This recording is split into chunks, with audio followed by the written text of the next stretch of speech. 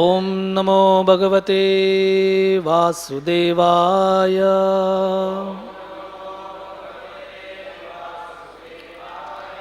ओम नमो भगवते वासुदेवाय।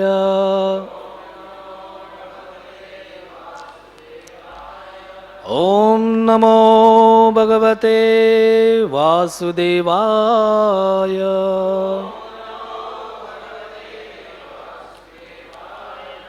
नारायणं नमस्कृत्य नरं चैव नरोत्तमं देवीं सरस्वतीं व्यासं ततो जयमुदीरयेत्। नष्टप्रायेषु भद्रेषु नित्यं भागवत सेवया भगवती उत्तम श्लोके भक्तिर्भवती नैष्टिकी।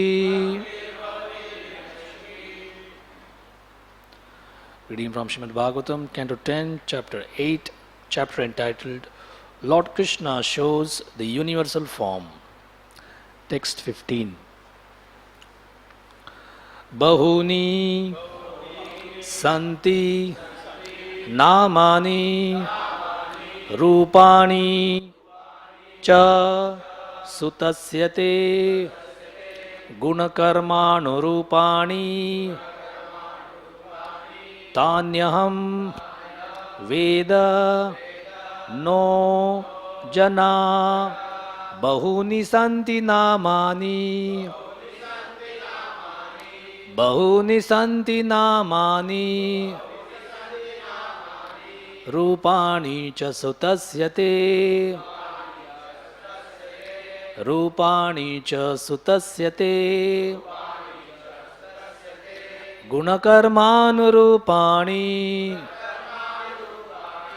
Gunakarmanurupani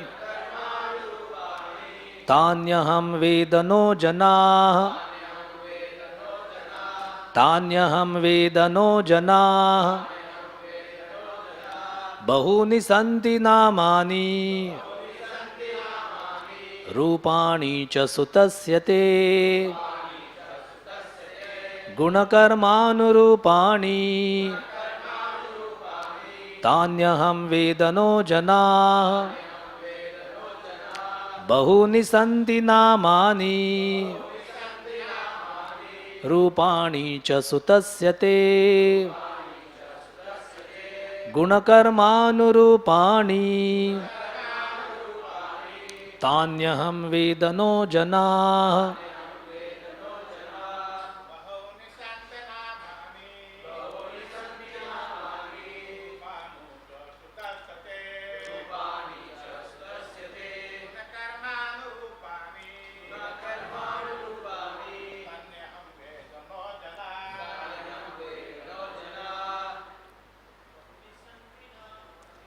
Bahuni Santi Namani Rupani Cha Sutasyate Rupani Tanyam Vedano Jana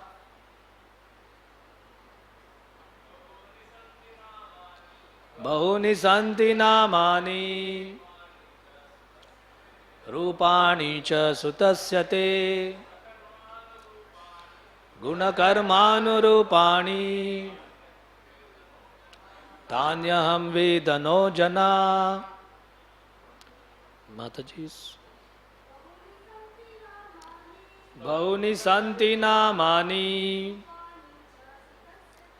Rupani Cha Sutasyate Gunakarmanurupani Tanyaham Vedano Jana. Bahuni various Santi there are Namani names Rupani forms Cha also Sutasya of the sun Te your gunakarma anurupani, according to his attributes and activities. Tani, them. Aham, I. Veda, no. No jana, not ordinary persons. Translation and purport by His Divine Grace Srila A.C. Bhaktivedanta Swami Prabhupada. Translation. For this son of yours, there are many forms and names according to his transcendental qualities and activities. These are known to me, but people in general do not understand them. Purport. Bahuni, the Lord has many names. Advaitam Achyutam Anadim Anantarupam Adyam Purana Purusham Navayauvanam Cha. As stated in the Brahma Samhita 5.33, the Lord is one, but he has many forms and many names. It was not that because Gargamuni gave the child the name Krishna, that was his only name.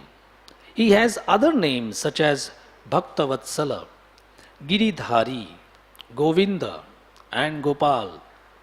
If we analyze the nirukti or semantic derivation of the word Krishna, we find that Na signifies that he stops the repetition of birth and death, and Krish means Sattartha or existence. Krishna is the whole of existence. Also, Krish means attraction, and Na means Ananda or bliss. Krishna is known as Mukunda because he wants to give everyone spiritual, eternal, blissful life. Unfortunately, because of the living entity's little independence, the living entity wants to deprogram the program of Krishna. This is the material disease. Nonetheless, because Krishna wants to give transcendental bliss to the living entities, he appears in various forms. Therefore, he is called Krishna. Because Gargamuni was an astrologer, he knew what others did not know. Yet Krishna had so many names that even Gargamuni did not know them all.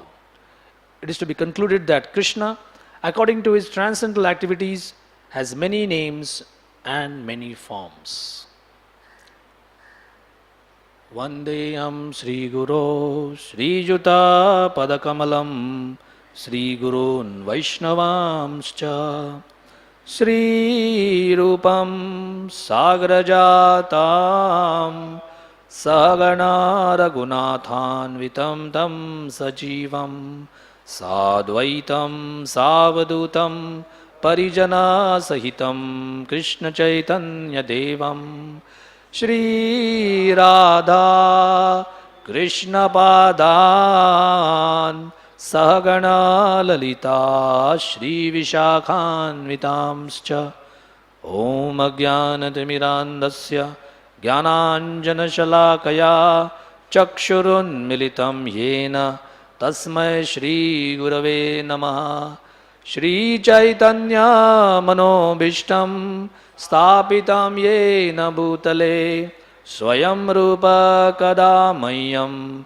Tadati Svapadantikam Namaom Vishnupadaya Krishna Prishtaya Bhutale Srimate Bhakti Vedanta Swami Niti Namine Namaste Saraswate Deve Gauravani Pracharine Nirvishesha Shunyavadi Paschatya Deshatarine Vanchakalpatarubhyascha Kripa Sindhubhya evacha Patitanam Pavanebhyo Vaishnavebhyo Namo Namaha Jai Sri Krishna Chaitanya Prabhu Nityananda Shri Advaita Gadadhar Shri Vasadi Gaura Bhakta Vrinda Hare Krishna Krishna Krishna Hare Hare Hare Rama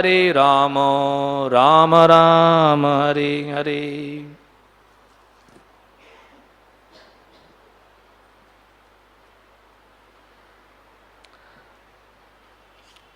Bahuni santi namani rupani cha sutasyate This is Garga Muni telling Nanda Maharaj, this son of yours has many forms and names. Why is it so?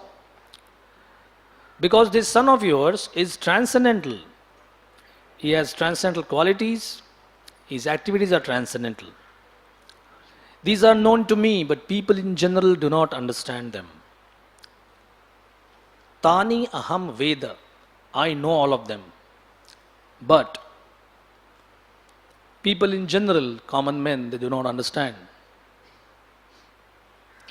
Srila Prabhupada begins the purport by saying, how the Lord has many names. He quotes the Brahma Samhita, Advaitam. These names, these forms of Krishna they are not two. One of the most common mistakes we find when we read almost any kind of spiritual book in India today, especially in the non-parampara kind of format, it's very fashionable to write something by saying, I have written this book by disregarding everything what the acharyas have said. I just saw a Ramayana in Marathi language written by a professor, and she's saying that the whole purpose of my book is to take out the wonder, take out the supernatural, take out all the miracles from Ramayana and give the story as it is, give the story as history. And obviously somebody else has also praised her endeavor by saying, oh, this is so nice. Like normally people come to hear Ramayana and they hear about Hanuman jumping and Lord Ram already having the power to kill Ravan or millions of Ravanas many times over. So these people do not want any of that. They want a sanitized, sterilized kind of narration. Why is that? Why would someone try to take away the glory of the Lord or his devotees? It's interesting to observe that mundane personalities, when they die, their glories grow. If someone, a soldier, killed 50, 60 enemy soldiers in a battle, by the time it is 200-300 years old, especially those from his community or those from his village, they say, oh, he killed 300.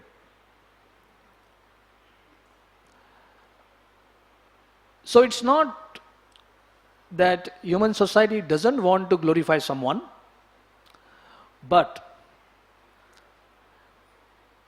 now this is a psychological twist in your mind.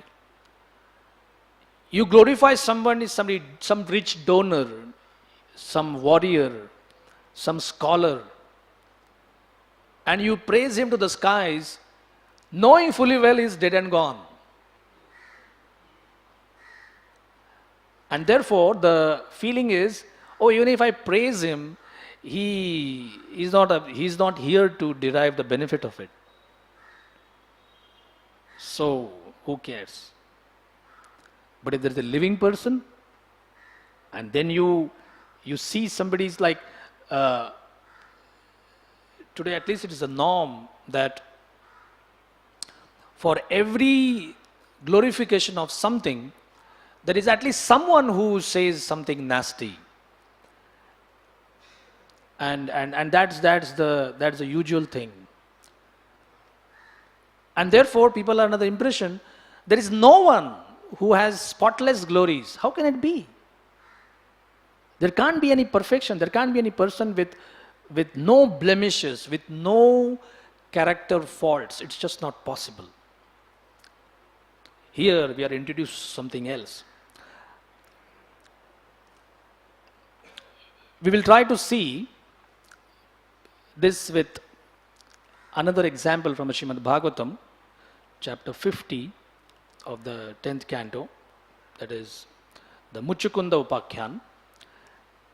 And that's where Krishna himself talks about his many names and forms, etc.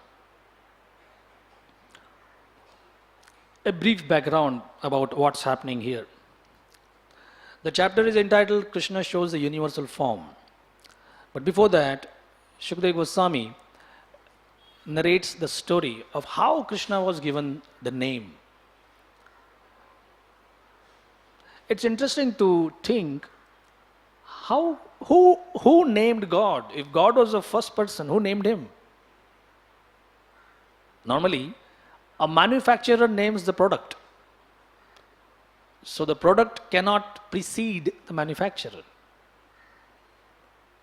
Makes sense? There is an inventor, like who invented television? So there was one Scottish guy. Now obviously before him you can't have television because he's the one who invented it. Or who invented any of the things which we may find in this world. There has to be the person who invented before his invention. So when we talk of naming God, who was the person who called God, God? I'm sorry, I have no desire to confuse you early in the morning. But the fact is, Brahma Samhita is very clear, and so are some intelligent people.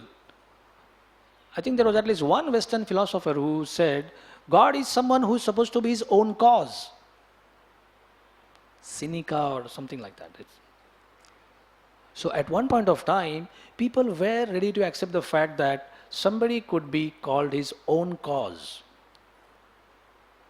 Brahma Samhita is more precise. Ishvara Parama Krishna Satchidananda Vigraha Anadir Adir.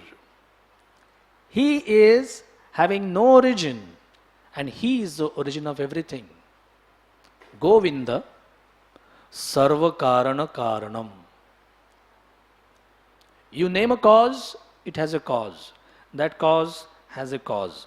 All these causes have a cause, and that's Krishna.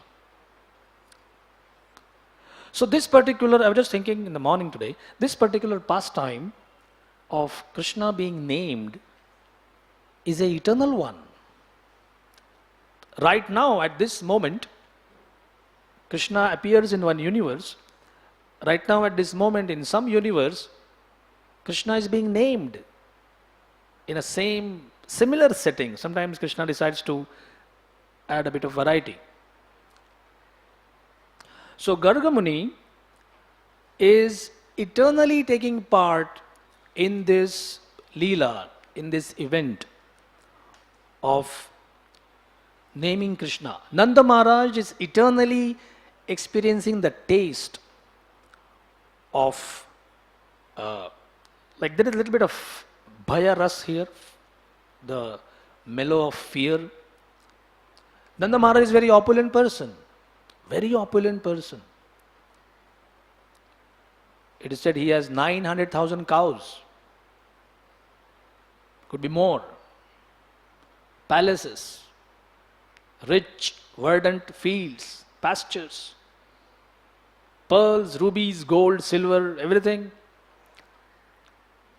In fact, so much opulence that on their festival days they throw butter, milk, curd. I mean, you have so much to throw around. So why the fear of someone that, somebody might harm my child? This fear also is part of the what you can call as pastime enhancing ingredients. They, like you have sometimes ingredients, some eatables to enrich your digestive process. You take it before you go for a big meal. So when you're ready, like in India, North India especially, they serve jaljeera before a meal. Heard of it? You take it just to, it's not sweet, it is supposed to be astringent and it's supposed to keep you in the mood, the proper mood for relishing a whole variety of various dishes. So Nanda Maharaj, the point which came to my mind was, how come they don't either remember that this is something they have done again and again, or how come the feeling of fun, the feeling of bliss doesn't get reduced?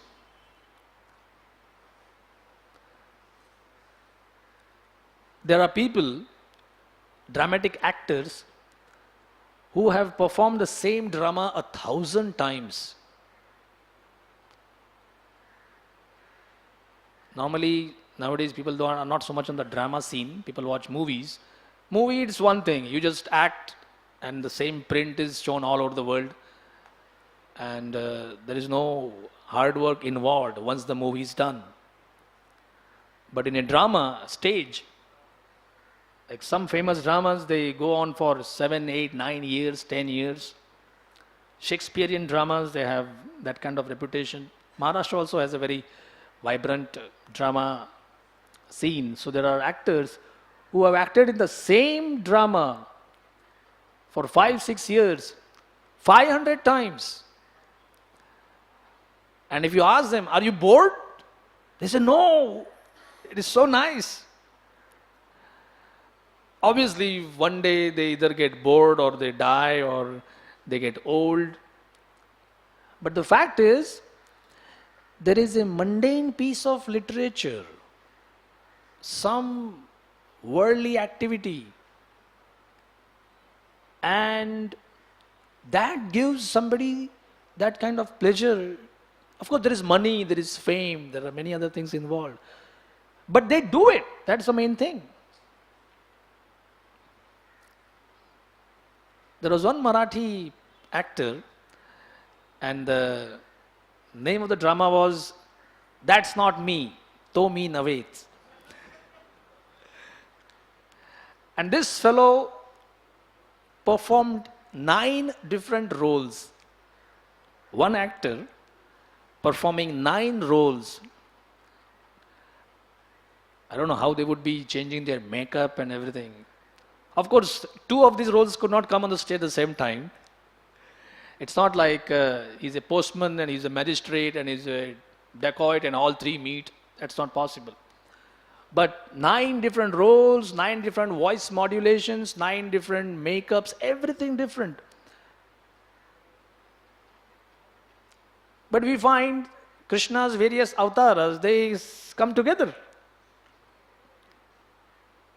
In the last part of the 10th canto, Krishna goes to Mahavishnu's abode.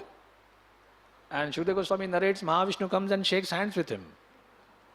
Now Mahavishnu, you can see the gigantic hand, but some kind of a adjustment is made. Even Mahavishnu is eager for Krishna's darshan, that's what he says. Why he should be eager? He's so big and he's so powerful. Because Krishna's pastimes have that sweetness, which even other avatars, they are eager.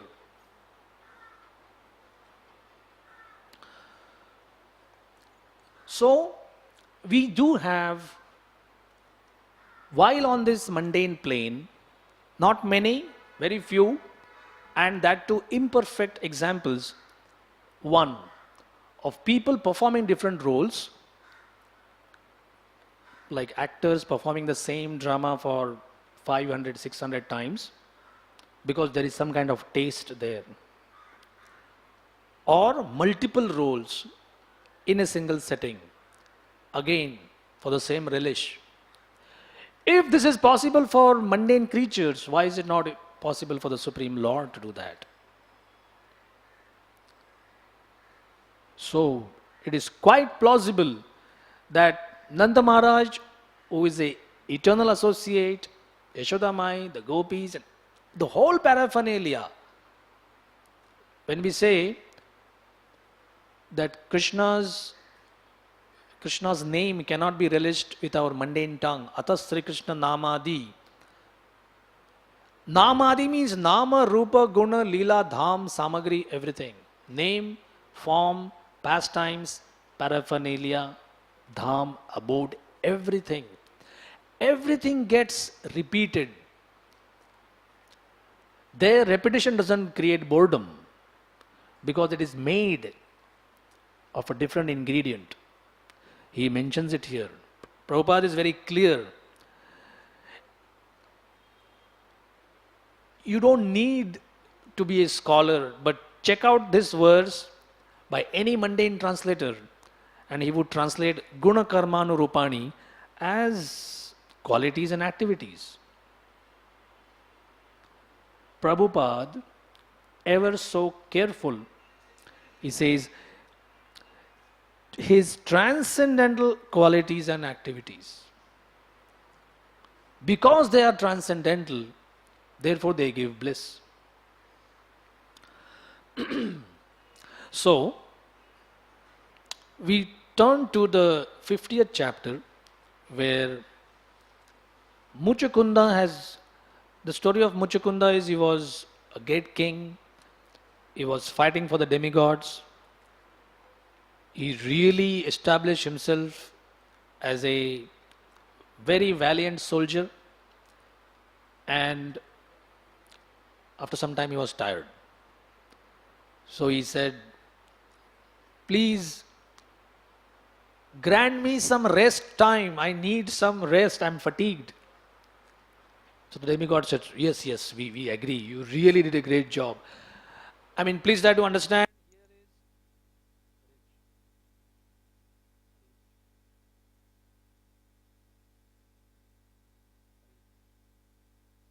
Oh, sorry.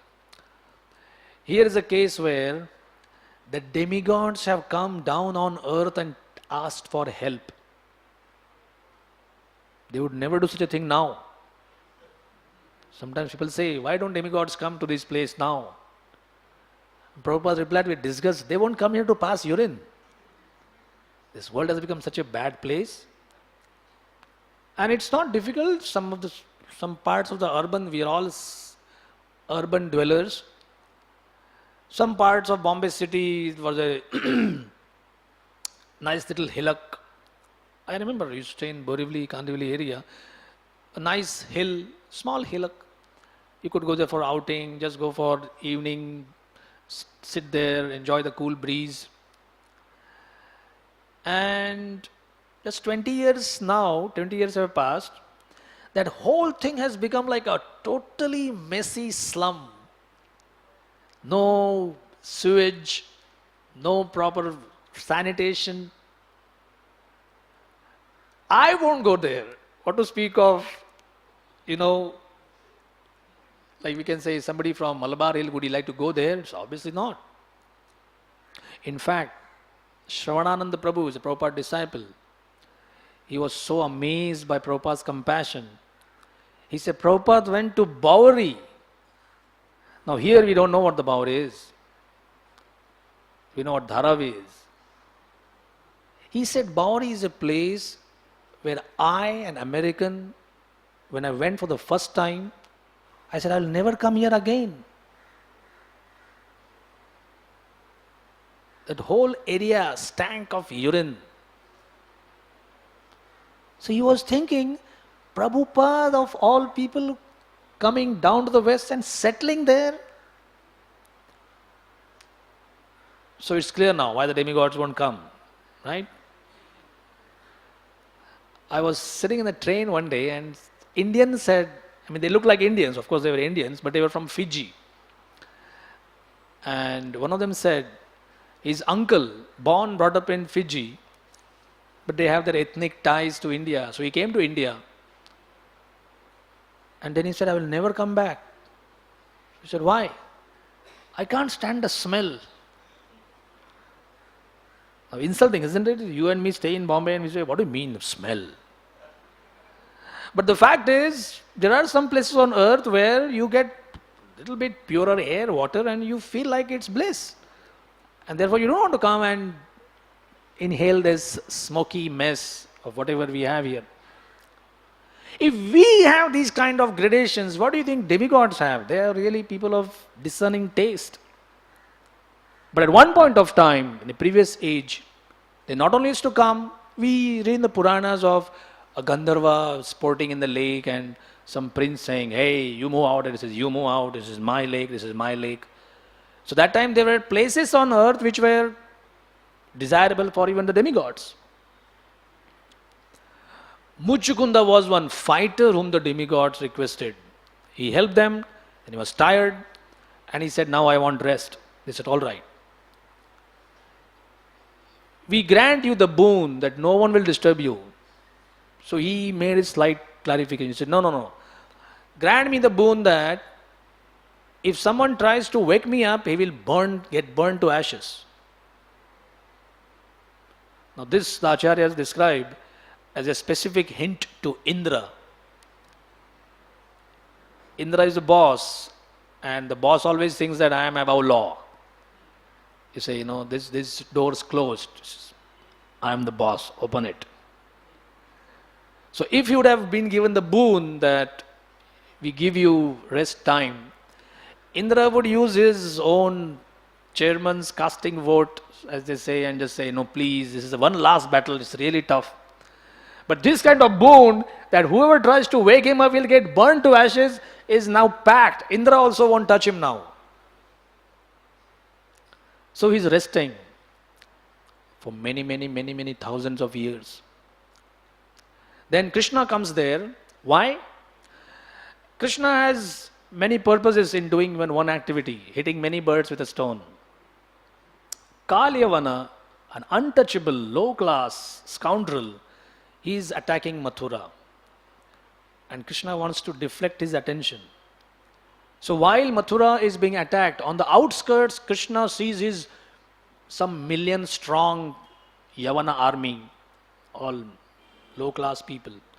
So as they are defeating the army, and Kalyavana sees that Krishna is fighting very ferociously, and suddenly Krishna starts running away.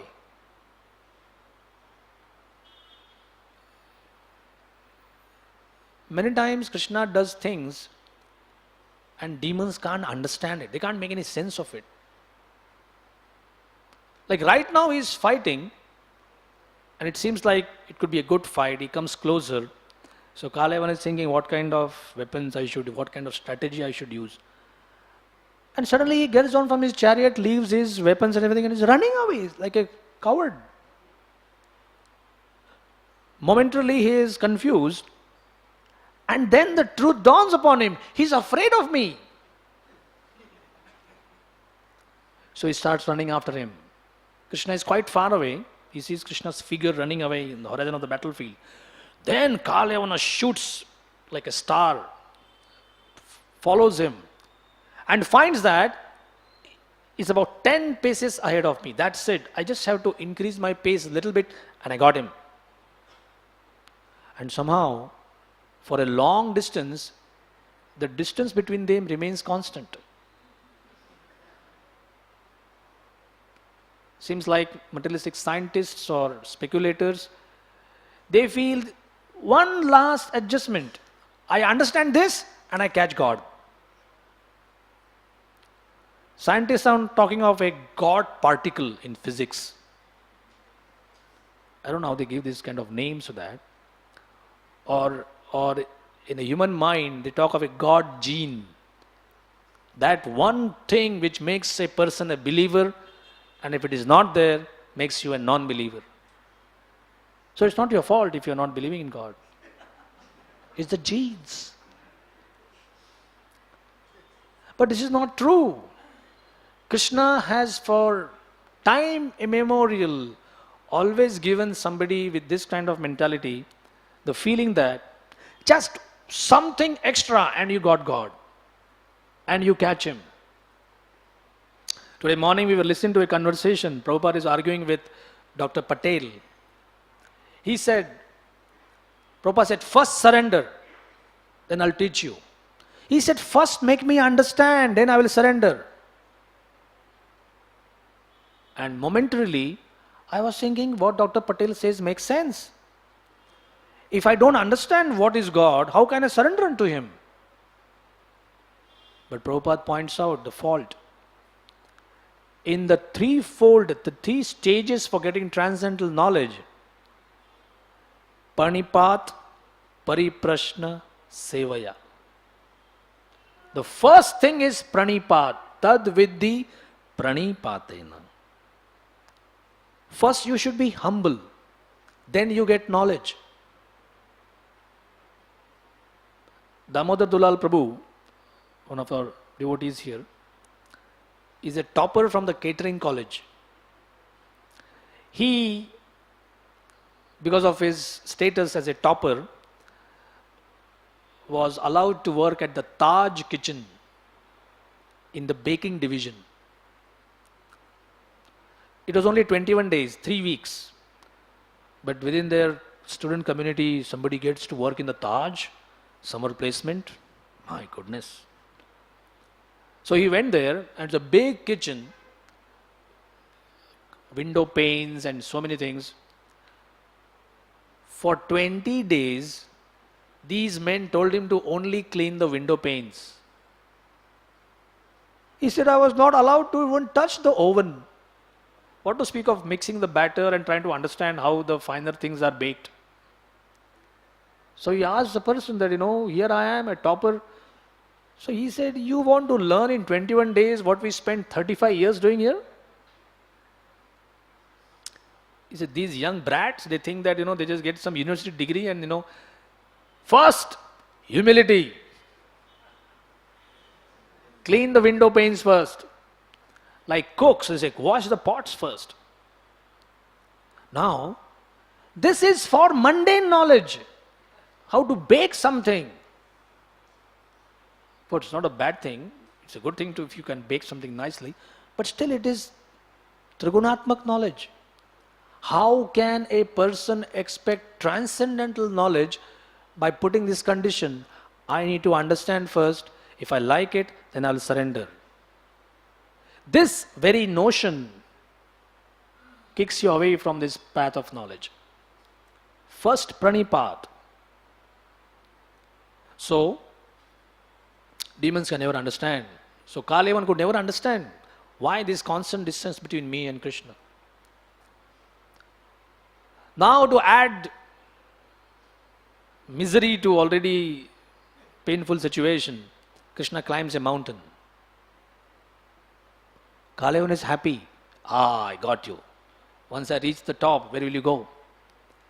And suddenly there's a cave. Kalevan finds that Krishna has gone to a cave. It's a big cave. And after that, surprise of surprises, he sees Krishna sleeping under a blanket. He says, what kind of an enemy, what kind of a competitor are you? First, I challenge you to a fight. You leave it halfway. Then you run like a coward. Now you are sleeping in a cave here? Already he's so angry, he goes and gives him a big kick. And after a big long rest, if you're really tired, 2-3 days working non-stop, and somebody suddenly says, Prabhuji, you have to clean up this ashram, or can you come? There's a big van has come of books, you have to fill the godown with that. What kind of reaction can you expect from someone? Muchakunda pulls down the blanket. By the way, it's Muchakunda, it's not Krishna there. He pulls down the blanket, rubs his eyes, looks unblinkingly at whoever has kicked him, and 2 blazing rays rush from his eyes and what remains of Kalevan just a smoldering heap of ash. And Muchakunda himself is surprised. I did it? I never thought I should be, killing someone like that. kind of sorry, why should I kill somebody? I had long rest, but then he sees in the corner there is a beautiful, effulgent, four-armed personality. Why four-armed?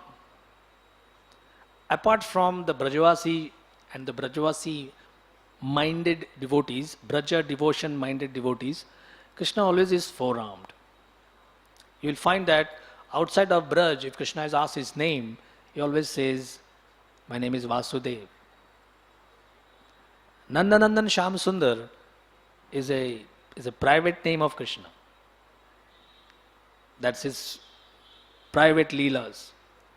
Of course, Dwarka, Mathura Leela also have sweetness, but Vrindavan is separate. So he says, first of all, Muchukunda sizes him up, sees that seems to be some special person. Naturally, I am inferior. So in a cultural presentation, cultural setting, the one who feels himself inferior has to introduce himself.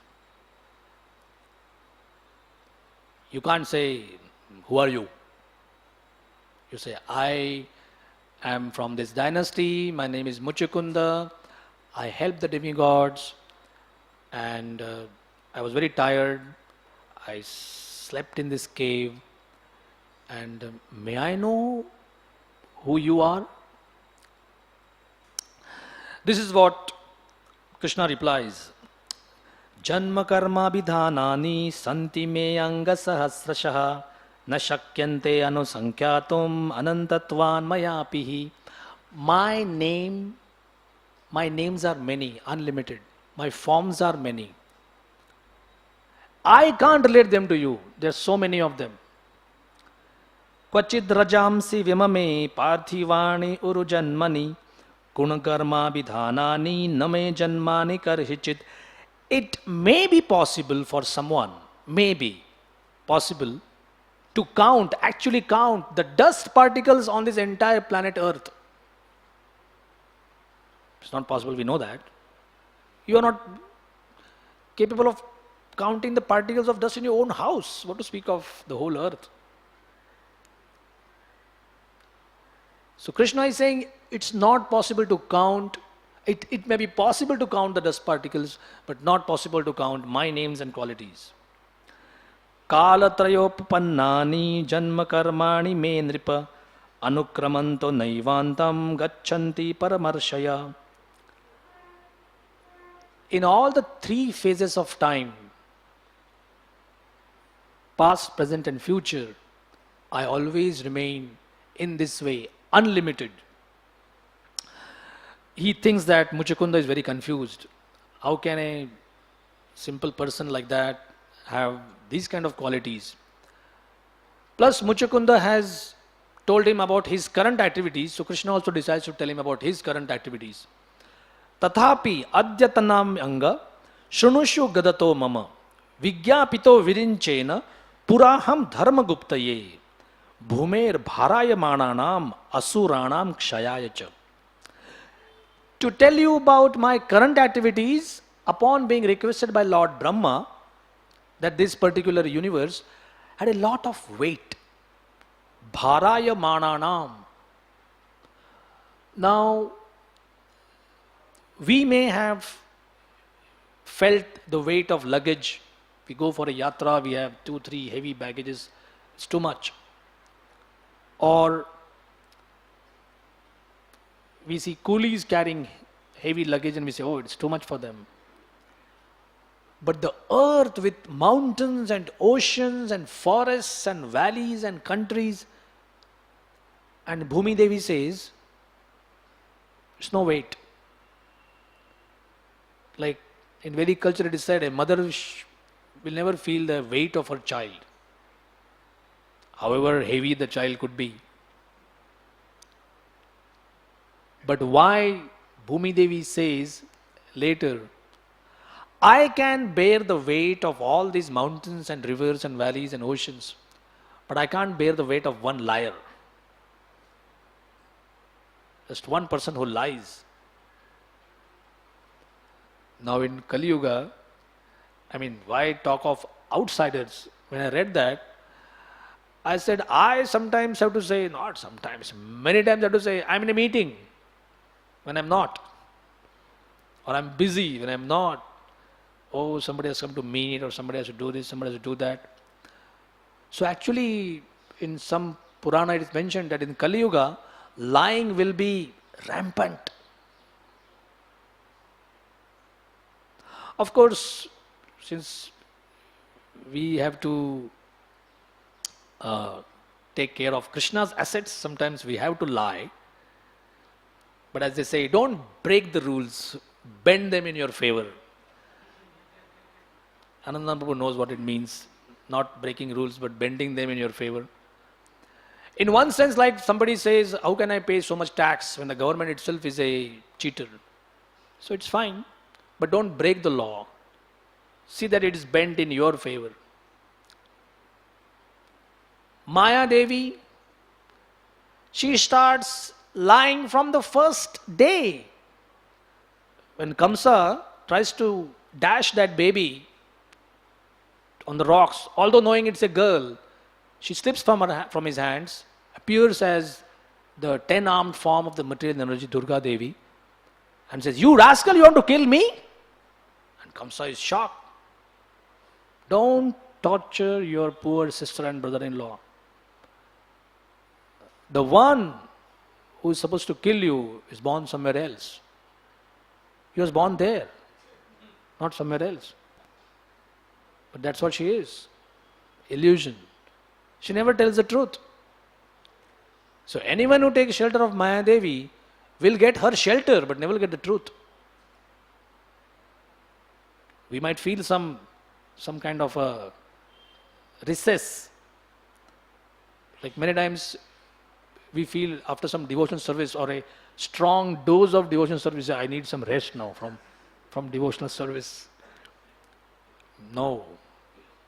That rest, if it means resting on the lap of Maya, then the life of, that's the beginning of lying, that's the beginning of untruth. So it's simple. With Krishna you have the truth. Please close the fans, they might die. Oh, they're gone. Then finally Krishna says, Avatirno yadukule griha anakadundubi vadanti vasudeveti vasudeva sutam himam.